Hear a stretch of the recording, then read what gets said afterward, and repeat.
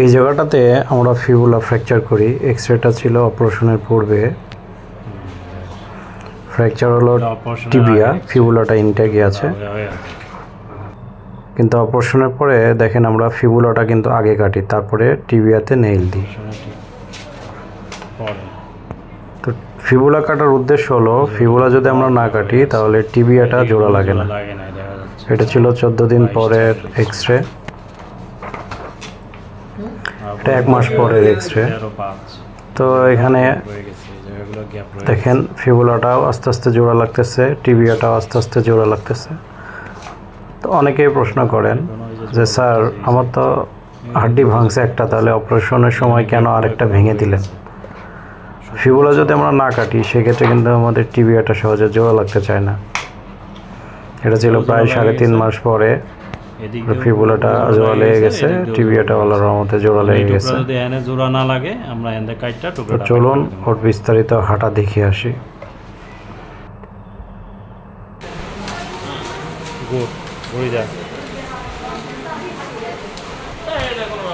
লাঠির দুইটা ল তো আর সমস্যা হয় না, ছিল ভালো হয়ে গেছে না। বসো বসো বসো, এদিকে ঘুরে বস। এখনো পুরো এটা ভাঁজ করতে পারস নাই, ব্যায়াম হয় নাই এখনো হাঁটুর। ফুট ফুট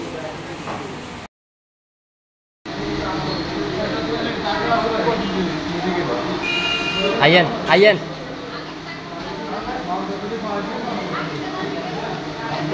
বসতেন পারবেননি, বসতেন পারেননি ফেরত। আচ্ছা বসেন, হালকা বসেন, হালকা বসেন। ওড়েন ওড়েন বসেন, ওড়েন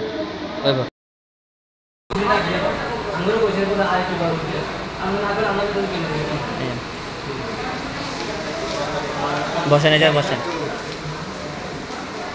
পুরোপুরি হয় না, আস্তে আস্তে আস্তে আস্তে আস্তে আস্তে আস্তে আস্তে একবার আস্তে আস্তে।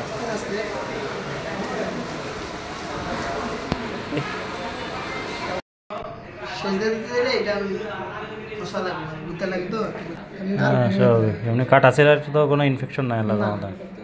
তো পা ছোট বড় হয় নাই তো ভাই? হৃদয় সুন্দর করে ওর হাঁটা বসা ভিডিও করা যাবে।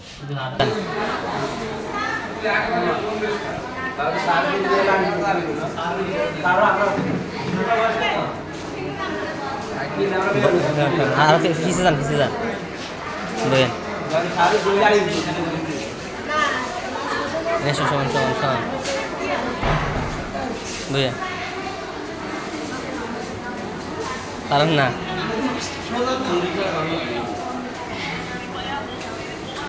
আসসালামু আলাইকুম, আমি doctor Sakib Ahmed, orthopaedics, trauma and tumour consultant হিসেবে নাতেরপুটুয়া মোহাম্মদ শহীদুল্লাহ ভুইয়া মেডিকেল হসপিটালে প্রতি মঙ্গলবার বিকাল 4টা থেকে সন্ধ্যা 7টা পর্যন্ত চেম্বার করতেছি।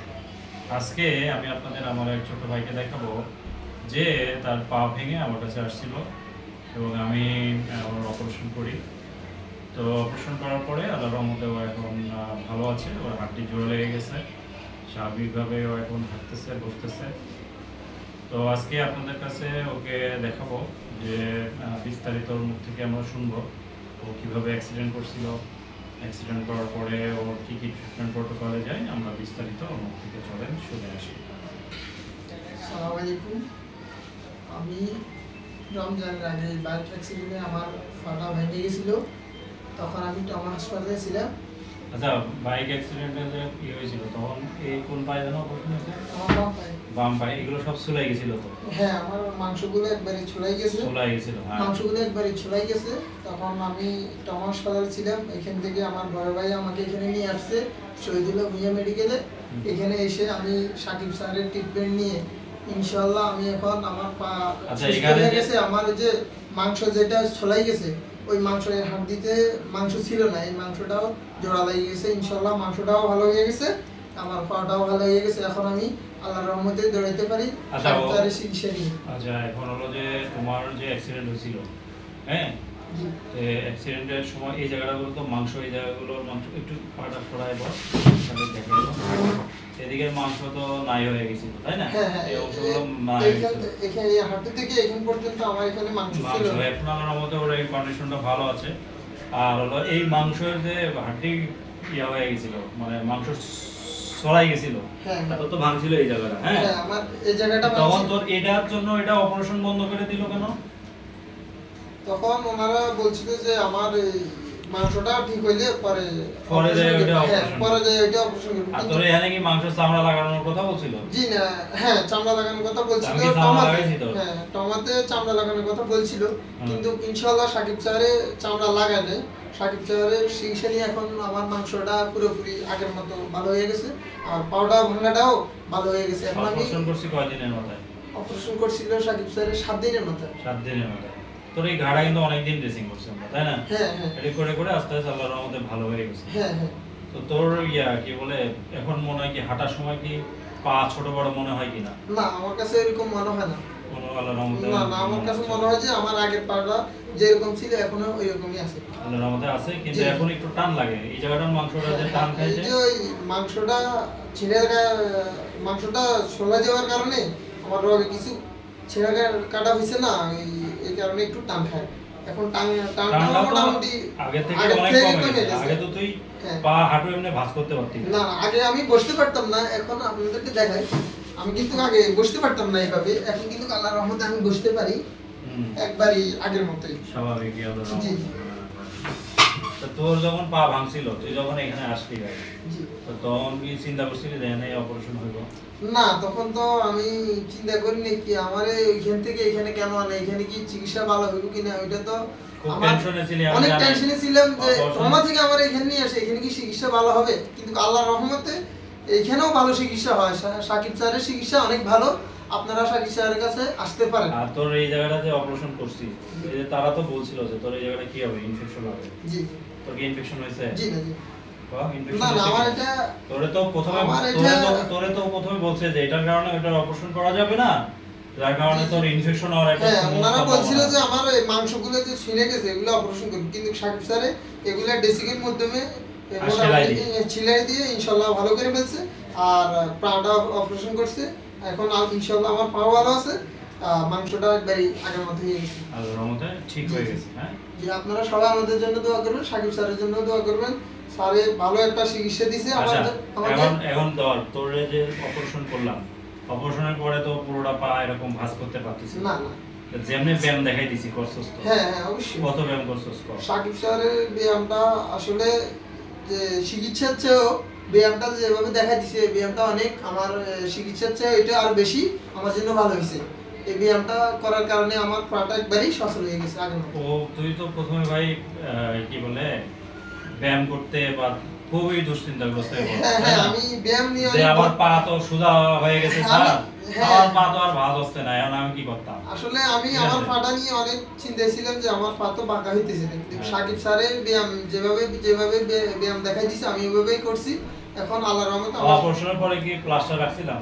জি না জি না, আমার Operation অপারেশনটা করা করা হয়েছে এমন ভাবে যে আমার অপারেশনের আগে আমার পাটা ছিল প্লাস্টার করা, কিন্তু যখন সাকিব স্যারে অপারেশন করছে তখন আমার পাটা কোনো প্লাস্টার ছিল না, জাস্ট যেখানে কাটা করছিল ওইখানে একটু ব্যান্ডেজ ছিল। তারপরেও কিন্তু তোর এই জায়গাটা আমরা জাস্ট ফুটো করে রড ঢুকাই দিই। হ্যাঁ, হ্যাঁ, তোর হ্যাঁ। কিন্তু যে জায়গাটা ভাঙা হ্যাঁ, ছিল এই জায়গা কিন্তু আমরা কাটিনি।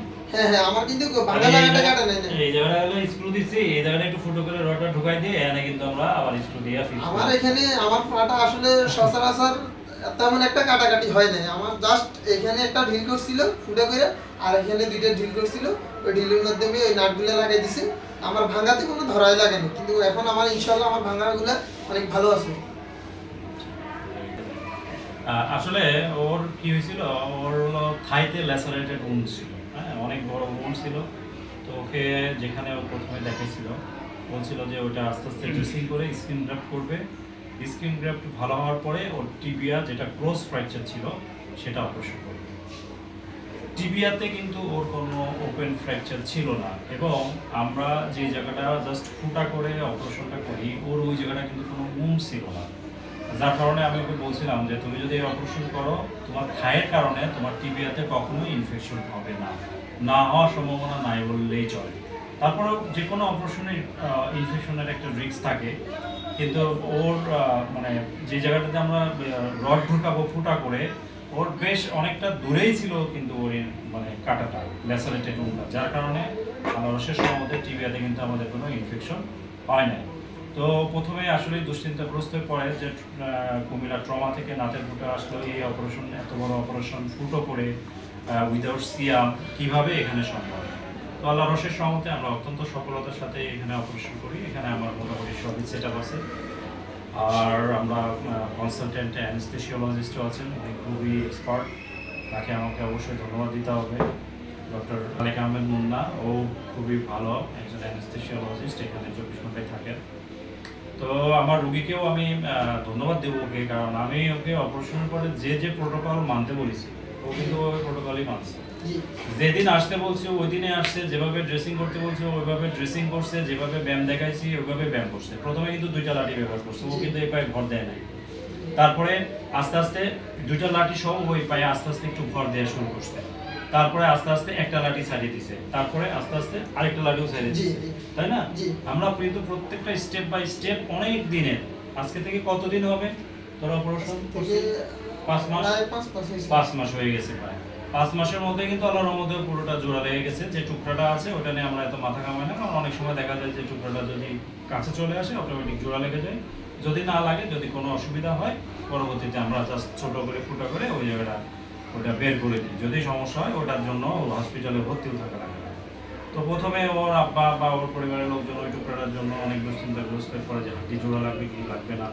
তাছাড়া পাশের যে হাঁটিটা ছিল এটা মানে এইটার জন্য কিন্তু আমরা এই পাশের যে হাঁটিটা আছে মাঝে মাঝে কিন্তু আমরা ওইটা কিন্তু আমরা কেটে দিয়েছি, ওটা কিন্তু ভালো ছিল। হ্যাঁ, টিবিয়ার যে পাশের মঞ্চটা ছিল ফিবুলা, ওটা কিন্তু ওর এই অপারেশনের জন্য আমরা কেটে দিয়েছিলাম, ওটাও কিন্তু আল্লাহর রহমতে জোড়া লেগে গেছে।